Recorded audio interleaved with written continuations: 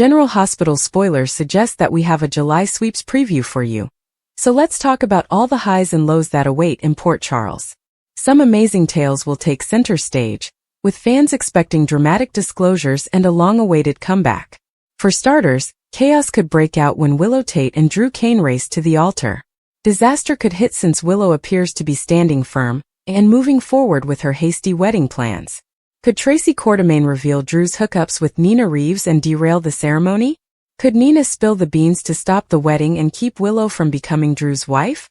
Whatever the case, Willow's emotional state will undoubtedly play a major component in her scenes this July. The program is dropping strong signs that Willow is blacking out and unintentionally pursuing Sasha Gilmore Corbin's newborn girl. With that in mind, Daisy may be targeted for kidnapping if Willow's situation worsens. Brooke Lynn Quartermaine's retribution plot could cause significant problems for Lulu Spencer and her family. Fans are undoubtedly most interested in the Britt Westbourne tie-in. It's no coincidence that Britt's identity and past are surfacing now. That's because Kelly Thibault is returning for the July sweeps, though it's unclear if she'll be reprising her role as Britt or portraying a new character. Could the answer be discovered in Professor Henry Hank Dalton's secret laboratory? The show has emphasized the lab a lot in recent months, so they must show us what's inside sooner or later. Could Jocelyn Jacks and Jason Morgan's separate investigations into Dalton collide for Britt's eventual rescue? There has been considerable speculation regarding a cloning storyline, which could play a factor in Britt's return explanation. Whether Britt is the real deal or a clone, it will be great to see Kelly Thibault back on film. Sonny Corinthos will also be at the center of some developing drama, so we'll see if his greatest fear is prison or further lethal attempts on his life. Michael Corinthos' custody win could be in risk. Jen Sidwell bought Michael's win, but it could be reversed if the bribery reality is revealed. Finally, Cody Bell's seduction of Ava Jerome may take an unexpected turn. If Cody begins to fall for Ava or tips her off in any way, Christina Corinthos Davis' grand scheme could fail. According to General Hospital spoilers, Christina may need to make changes to her plan if terrible news arrives, so keep an eye out. The summer heat settled over Port Charles, creating a palpable tension that appeared to permeate every discussion, lingering glance and closed-door meeting. The city's regular pace, which was already defined by secrets and falsehoods, slowed beneath the weight of anticipation. July has always been a tumultuous month, but this year it wasn't just about the rising temperatures. It was something deeper, something sharper, and Sonny Corinthos stood in the midst of the approaching storm. It began with whispers, speculations of a developing war beyond Sonny's control. For years, he had kept a precarious peace with neighboring areas, establishing himself not only as a crime boss, but also as Port Charles's protector. His reign was severe when necessary but fair overall. That was changing. Strange faces began emerging on the docks. Old allies suddenly fell mute. Key shipments were missing, were redirected, or intercepted. Sonny's lieutenants were on edge and Brick, who was generally a calm presence, had started calling at odd hours with updates that sounded more like warnings. Sonny attempted to remain calm. He had survived ambushes, betrayals, government inquiries, and even near-fatal incidents. But this time seemed different. He couldn't pinpoint a single source for the confusion that persisted. Even Jason, who had recently returned to Port Charles and was keeping his distance, approached Sonny discreetly, concerned. "Something's off," he'd said. "And it's not just business." The anxiety seeped into Sonny's personal life, which was already unstable. His connection with Nina had deteriorated into frigid silence and cautious, brief exchanges. The aftermath of her betrayal reverberated throughout his home. Though they shared the same space, they were no longer on the same emotional level. He could not bring himself to forgive her, and she, in turn, had begun to wander away, not toward redemption but rather escape. Donna questioned why Nina no longer reads her bedtime stories. Sonny couldn't respond. He simply promised Donna that no matter what occurred, she would always be secure. That pledge felt heavier each time he said it. The Quartermaines were likewise braced for contact. Michael had withdrawn from ELQ for the time being, focused on his family, but his suspicions about Sonny had not decreased. Willow could feel it as well, a sense that something dangerous was on its way. She began raising inquiries about the house's security, and whether the children should be sent away for the summer. Michael assured her that they were okay, but Willow had seen that expression in his eyes before. He was ready for battle. At the hospital, turmoil arrived in gentler waves. A series of mysterious overdoses triggered concerns. Portia was the first to see the connection. All of the patients had recently attended the same clinic, all with medications that did not fit their symptoms. Trina listened closely as her mother expressed her displeasure one night, mentioning the name of one of the victims, a person Trina knew. Someone should not have had access to painkillers. She didn't say anything immediately, but something about it didn't feel right. Ava had returned following a brief absence, but she too appeared transformed. Her gallery remained intact, and her attire was as smart as ever, but her grin had faded. She visited Sunny less frequently, and when she did, their chats were brief and tense. Insiders speculated that she had been approached by an outsider with ties to Miami's organized crime. Someone looking to establish a presence in Port Charles. Ava never confirmed anything, but Sunny suspected it. She was on edge, observing everything.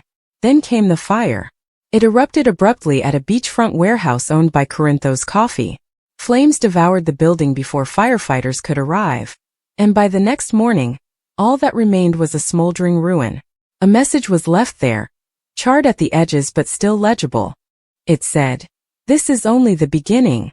Diane, who was brought in to assist with legal matters, attempted to keep Sunny calm. The cops were investigating arson.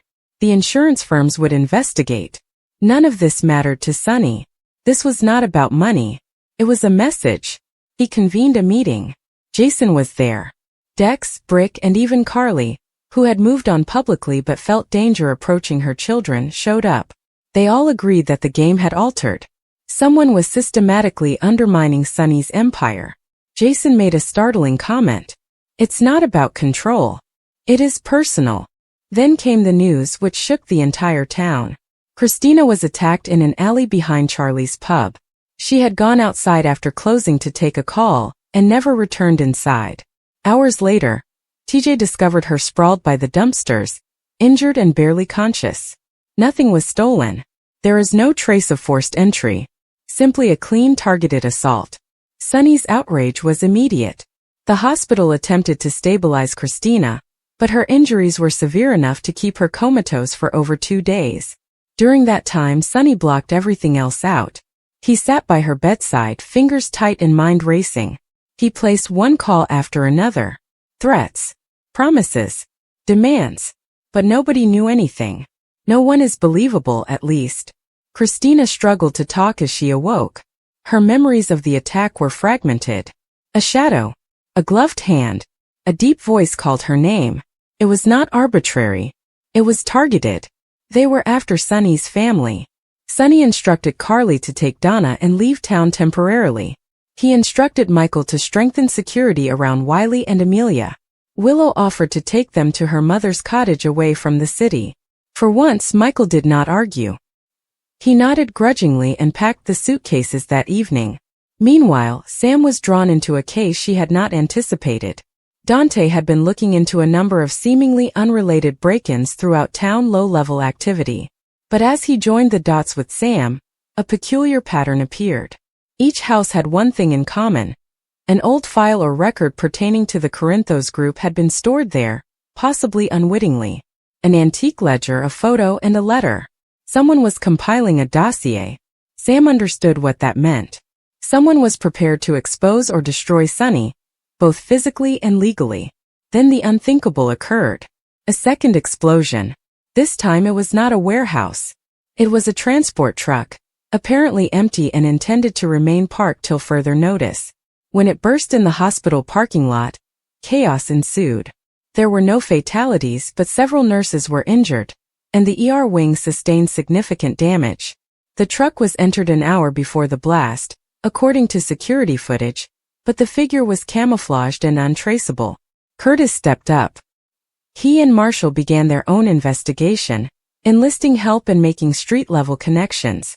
What they uncovered chilled them. A new syndicate operating under the secret name Phantom. There was no known leadership or face. Just a slew of hits, data thefts, and mysterious messages. Except for one thing, they had no clear origins or agendas. Every move harmed Sunny Corinthos. Back at the Quartermain mansion, Ned realized something was wrong with Olivia. She became increasingly anxious, leaping at shadows and checking the locks twice. She later admitted she had received only one message. It arrived in a basic envelope without a return address. Inside was a snapshot of Leo taken at school and dated that morning. No note. There's no threat. Just proof. They were observing everyone.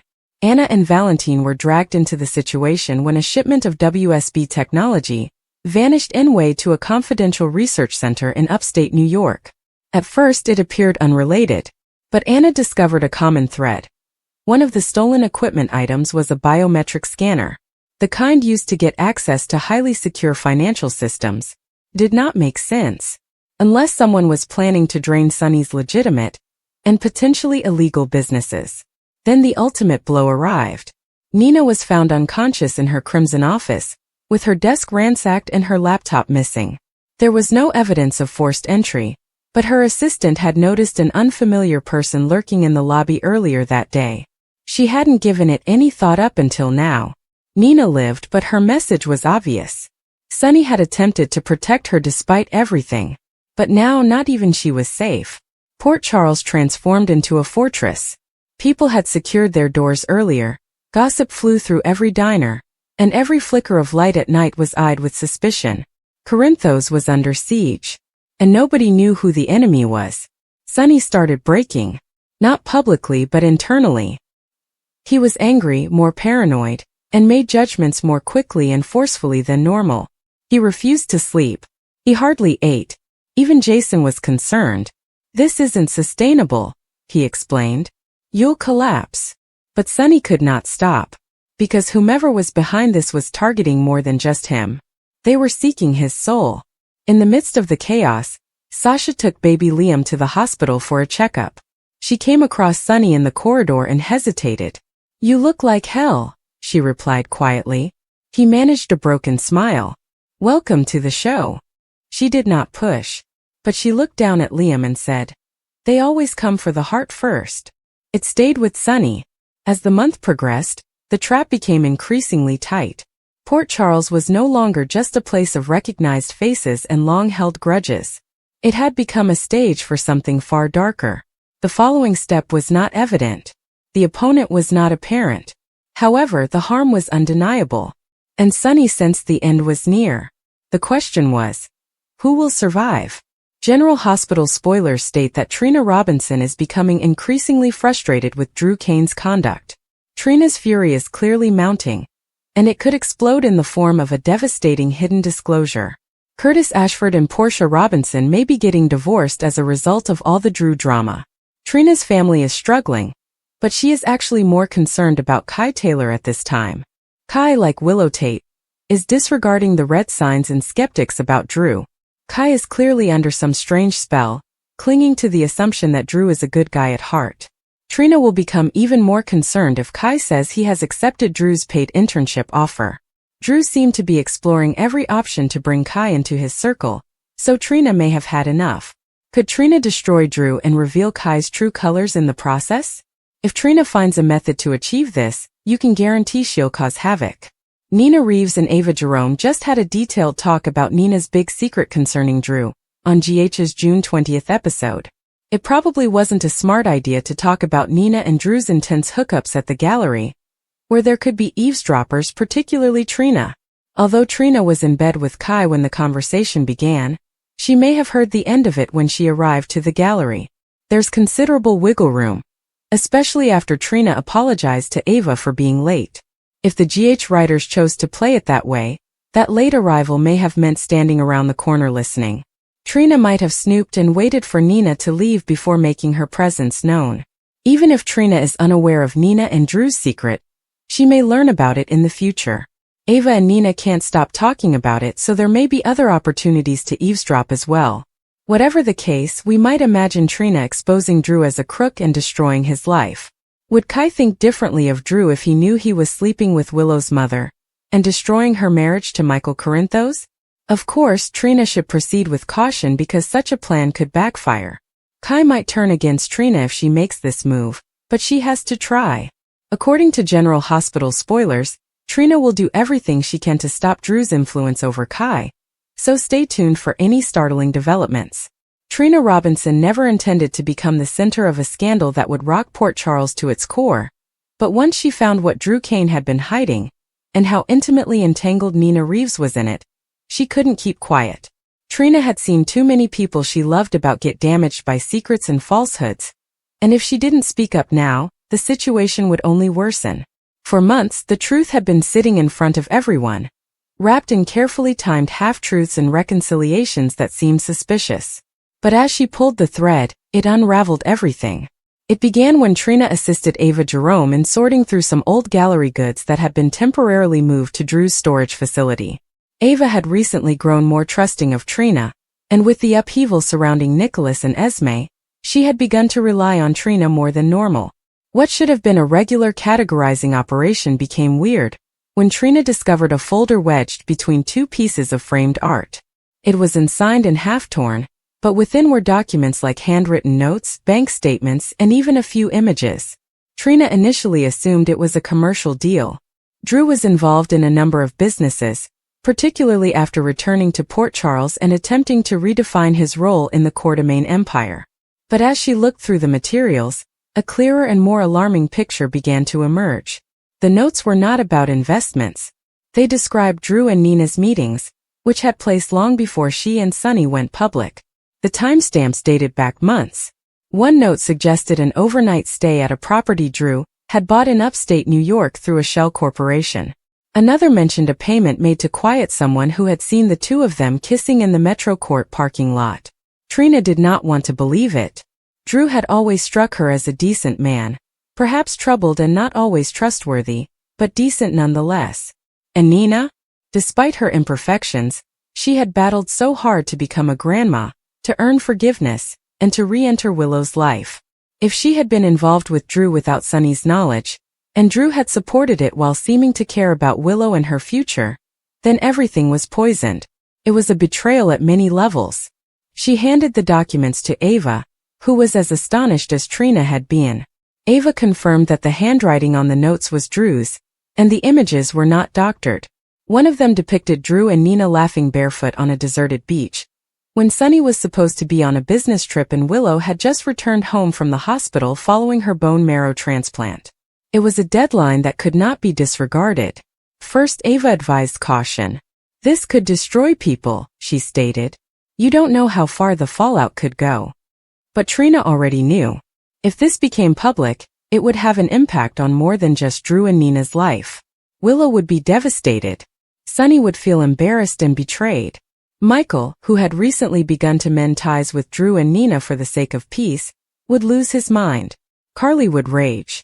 Worst of all, Willow and Drew's blossoming bond, formed over quiet family meals, hospital visits, and shared loss, would be shattered. Even so, Trina couldn't bury it. She couldn't bear the thought of being silent, so she began digging deeper. Spinelli assisted her in tracing the shell company Drew used to purchase the upstate property, confirming Drew's access to it during the exact periods he and Nina were listed as out of town.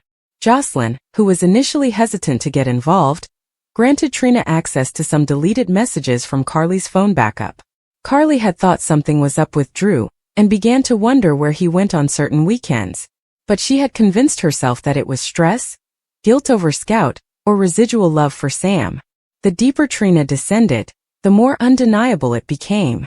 The affair had begun long before anyone knew, and Drew had misled everyone around him, allowing Willow to rely on him emotionally, while keeping a secret that may ruin her world. Nina, on the other hand, had used it as leverage.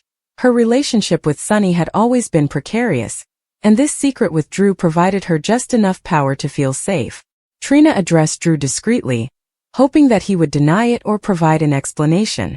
But when she set the folder on the table in front of him, his expression changed. His shoulders slumped, his jaw clenched, and for the first time, he did not attempt to distort the facts.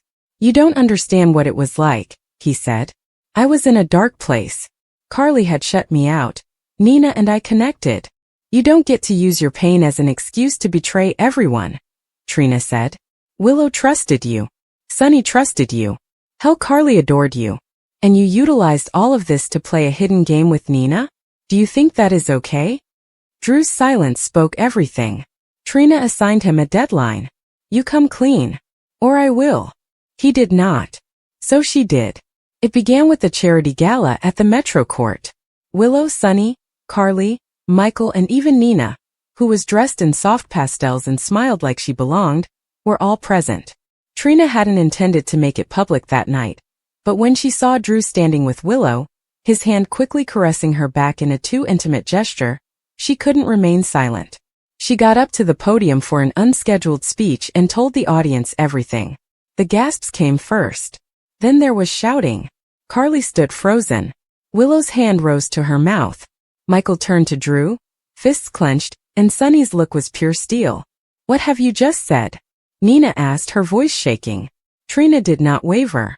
She approached Willow and offered her a copy of the folder. I wish this was not real. I wish I hadn't watched it. But you should know who you're standing beside. Willow's face became pallid. Her lips quivered as she perused the documents, and her body collapsed inward as the weight of betrayal fell on her. She did not shout. She did not cry. She calmly walked away, the pages still in her hands. The reaction was quick and harsh. Drew attempted to pursue Willow, but Michael blocked his route. You're not allowed to touch her. Not after this. Sunny's argument with Nina followed hours later, behind closed doors, but the consequences spilled into public soon. He brought things to a conclusion. He told her he never wanted to see her again. She not only abused his trust, but also humiliated him in front of the entire village. Nina attempted to defend herself, claiming that it had ended before things with Sunny began, but the timeline did not support her. And the emotional betrayal was considerably more severe than any technicality. Carly, crushed and enraged, approached Drew in her kitchen, where they had previously envisaged their future together. I defended you, she whispered, tears streaking her cheeks. I told folks you were solid, that you would not cheat. And you were getting into bed with Nina? Drew did not make excuses. He apologized over and over. But Carly did not want an apology. She desired distance. And that is precisely what she provided him. Meanwhile, Willow fell silent. She remained with Monica for a few days, avoiding calls and texts. When Trina arrived to check on her, Willow opened the door with red eyes but a calm voice. I needed the truth, she explained softly. Thank you. However, it was evident that she was not doing well. She confided in Trina days later, describing how severely the betrayal had affected her. She was so close to trusting again, believing she could create a life for herself, Wiley, and Amelia, with Drew as a father figure. And now it all seemed like a lie. He used my grief, Willow said quietly. He utilized it to approach me while concealing something like that. How do I get back from that? Trina did not have an answer. She just stayed. The ripples extended beyond those directly affected. Drew had compromised the Quartermain name, which shocked Ned and Olivia. Ned advocated for Drew to be fired from the company. Brooke Lynn, enraged on Willow's behalf, defended him. Scout, who was too small to understand, was kept safe, but Sam was furious. She reminded Drew that being a father entailed modeling integrity, not deception. And Nina became a pariah. Crimson's advertisers began to pull out. Her position on the hospital board was put into doubt. Maxie, brokenhearted, stopped responding her calls. Ava, however torn, eventually agreed with Trina and stated it publicly. Trina maintained her composure throughout everything. She had no regrets. Some individuals labeled her cruel, claiming she should have handled the situation differently or kept it secret. But Trina knew Port Charles better than that. Secrets never remained buried, and silence simply allowed them to fester. A month had gone and the town had transformed. Drew resigned from ELQ. He began talking about leaving town, perhaps taking a break and traveling somewhere to reset. Nobody stopped him. Nina attempted to make amends. She wrote Willow a lengthy letter detailing everything, how it began, how it ended, and how deeply she regretted the hurt it caused. Willow read it once before burning it in the fireplace. Carly recreated her world. She concentrated on her children and her enterprises, and she began reconnecting with someone she hadn't thought about in years. Jason, who had returned to town and silently supported her during the storm. And Willow? She stayed silent and reserved. She didn't let herself trust easily again. But she relied on Trina, Michael, Monica, TJ, and her children. She gradually began to feel complete again. She didn't deserve what occurred. However, she made it out alive. And one day, she knew, she'd find someone worthy of her love. Someone who wouldn't pretend to be her anchor while breaking her confidence in private. Trina returned to her life. Art, family, and Spencer, who were by her side throughout it all. But she had changed. She stepped up, ripped the masks off those who appeared to be someone they weren't, and helped expose a truth that many would have kept hidden. And despite the fact that it cost her relationships, respect, and many sleepless nights, she did not regret it. Because sometimes in Port Charles, the only way to protect the ones you care about is to destroy those you once trusted. General Hospital spoilers indicate that Jack Brennan's wrench could become a lethal weapon. Will Carly Spencer's recent gift foreshadow a future narrative twist? Carly presented Brennan with a unique gift beside the pool in the June 16th episode of General Hospital. Brennan was ecstatic with the wrench Carly gave him, which said, "To a jack of all trades" on it. Naturally, this was a reference to the moment in Carly's kitchen where Brennan helped fix the water, at which point he revealed his father was a plumber. Carly was surprised by Brennan's handyman skills, so she handed him this wrench as a nod. As a result, Brennan claimed that it could be the most thoughtful gift he'd ever received. It was a lovely moment for Carly and Brennan, but what if it was more than just a cute couple scene? Carly just gave over a massive wrench that could be used for purposes other than playing Mr. Fix-It. What if the wrench turns into a lethal weapon down the road? Someone could frame Brennan if they stole the wrench and used it to hit someone in the head. It had Brennan's name on it because to Carly's jack-of-all-trades personalization, so it makes logical that it was used to set him up. However, Brennan may genuinely find himself in a circumstance where he must use that wrench to extract someone. We've seen Brennan in tight places before, so he might be able to squirm out of danger with the wrench at some time. Of course, the wrench could fall into someone else's hands. Depending on the drama created by GH writers, it might still be utilized with fatal intentions. Regardless, there was a lot of attention on this massive wrench, so it's worth contemplating the possibility that it could be used for anything other than maintenance work. Carly Corinthos had experienced her fair share of chaos in Port Charles. She'd been through storms that would have broken most people. Betrayal, loss, power conflicts, and heartache. But nothing could have prepared her for the silent, almost undetectable threat that had slipped into town under the radar. Brennan, who had arrived with deliberate charm and a facade of innocent intent, turned out to be considerably more deadly than anyone could have predicted. And what had started as a simple problem was quickly ballooning into something that threatened to upend Carly's life, and maybe end another's entirely. It began with something basic. Too simple. A present. Carly got it from Brennan during a casual lunch at Kelly's. It was unexpected and appeared innocuous. A little vintage-looking wrench put on a plaque. "For your bar," Brennan remarked with a charming smile. "A small piece I found in an antique shop in Philadelphia. I thought it suited you. Strong, durable, useful."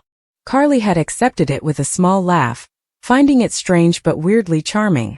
Brennan had been hanging around Port Charles for a few weeks by that point, always courteous but a little overly curious.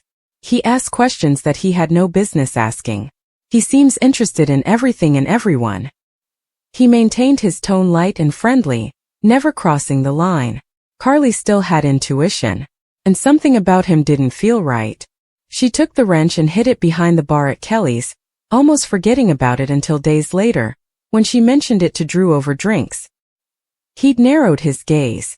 "A wrench? That is a strange present. What type of wrench was this?" She had not even glanced closely. She dismissed it, but Drew's anxiety sowed a seed. He'd been quietly researching Brennan since Jason had raised red flags during a brief encounter. Jason didn't believe the man. His story about being a wandering retiree didn't add together.